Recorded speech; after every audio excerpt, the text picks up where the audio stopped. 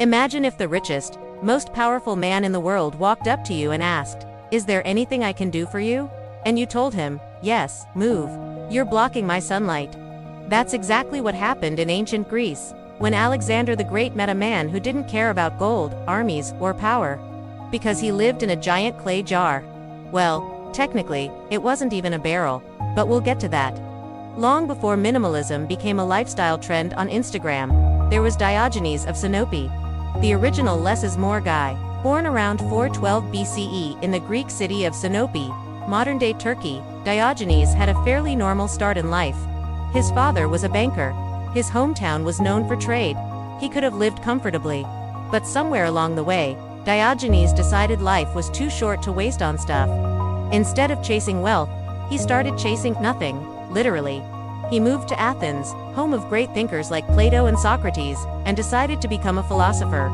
But not the kind who wore fancy robes and debated in marble halls. No, Diogenes preferred walking barefoot, sleeping outdoors, and owning only a cloak, a stick, and a small bowl. He later threw away the bowl after seeing a boy drink from his hands. "Why carry a bowl," he said, "when nature already gave me two?" This was the beginning of the philosophy we now call Cynicism. The idea that happiness comes from living simply and rejecting unnecessary desires. Diogenes took it to the extreme, which brings us to his barrel. When people say Diogenes lived in a barrel, they're picturing a big wooden beer keg, but barrels didn't even exist in Greece at the time. What he actually lived in was a pithos, a giant clay storage jar usually used for storing grain or wine. Imagine one of those oversized plant pots at a garden center, but big enough for a man to curl up inside. That was Diogenes' house. He placed it near the marketplace in Athens. Not tucked away in a quiet alley, but right in the middle of public life. Why? Because he wanted to make a point.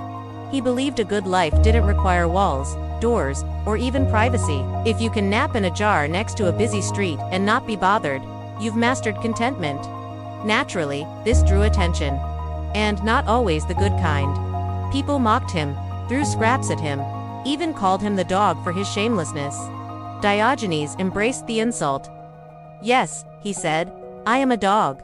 I fawn on those who give me anything, bark at those who give me nothing, and bite the scoundrels." Diogenes didn't lecture in classrooms. His lessons happened in the streets, often in the form of pranks. If you were a pompous politician, a self-important philosopher, or just someone showing off, you could expect Diogenes to cut you down with a single comment.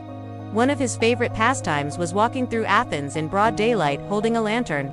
When people asked what he was doing, he replied, "I'm looking for an honest man." The implication, good luck finding one. He also wasn't shy about doing natural things in public. Eating, sleeping, even relieving himself. Because, to Diogenes, shame was just a social invention. His goal was to prove that human happiness didn't depend on wealth, status, or fancy manners. Not everyone appreciated his methods, but Diogenes didn't care. In fact, he thrived on discomfort. Which makes it all the more interesting that he eventually caught the attention of history's most famous conqueror. By the mid-4th century BCE, Alexander had begun his rise. A young king with big dreams and an even bigger army. While marching through Greece, he heard about a strange man in Corinth who lived like a beggar but spoke like a sage. Intrigued, Alexander decided to meet him. Picture the scene. Alexander arrives in Corinth with an entourage of soldiers, shining armor, and royal fanfare. Diogenes still sitting in his jar, sunbathing. Alexander stood before him and said something like, "I am Alexander, king of the world. Is there anything I can do for you?"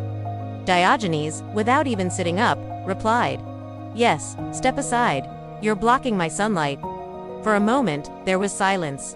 Then Alexander laughed. "If I were not Alexander," he said, "I would wish to be Diogenes." To which Diogenes reportedly replied, "If I were not Diogenes, I would still wish to be Diogenes." Most of us would find living in a giant clay jar uncomfortable, dangerous, and just plain inconvenient. But for Diogenes, it was the perfect setup. First, it was portable. Well, portable in the sense that you could roll it a few feet if you needed to. Second, it was rent-free. Third, it made a great stage for his public performances of philosophy. Anyone could walk by, strike up a conversation, and become part of the lesson. The barrel also symbolized freedom. No landlord, no furniture, no worries about burglary. You can't exactly rob someone who owns nothing. In a way, Diogenes was the original off-the-grid influencer, minus the Instagram filters. And perhaps most importantly, living in the marketplace meant he was constantly surrounded by the very society he was critiquing. He wasn't hiding from the world, he was holding up a mirror to it. Diogenes had a razor-sharp wit. When Plato described man as a featherless biped, Diogenes plucked a chicken, brought it into Plato's academy, and declared, "Behold, Plato's man." Plato then had to add with broad flat nails to his definition. When someone told him he should act more respectfully toward the powerful, Diogenes replied, "Why? The powerful aren't acting more respectfully toward me." It's tempting to think of him as just a professional troll, but his insults were often wrapped around serious philosophical points. His criticism wasn't random, it was aimed at exposing hypocrisy, vanity, and greed. And here's the strange thing, people kept coming back for more. Because deep down, they knew he was right. While Diogenes is the most famous cynic, he wasn't a lone wolf.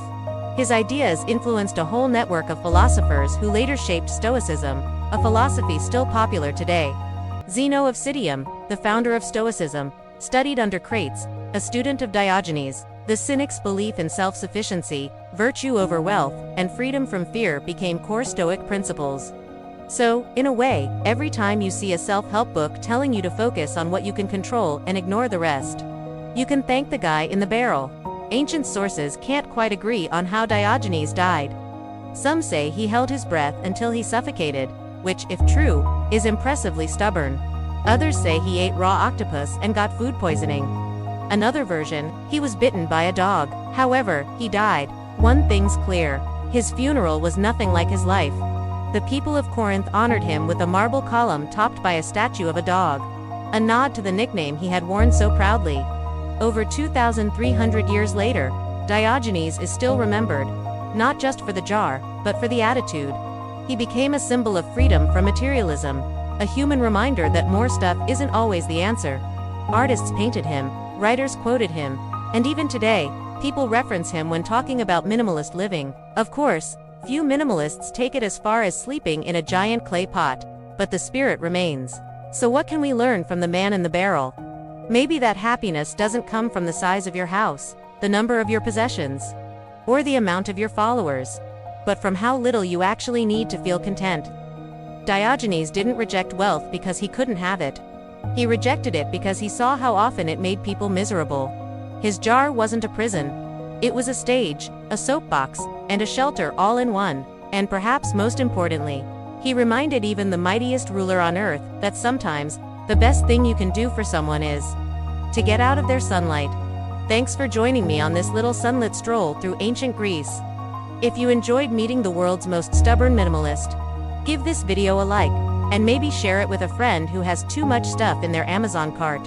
And if you want more slow, strange, and slightly sarcastic history stories, subscribe and ring that bell. No barrel required.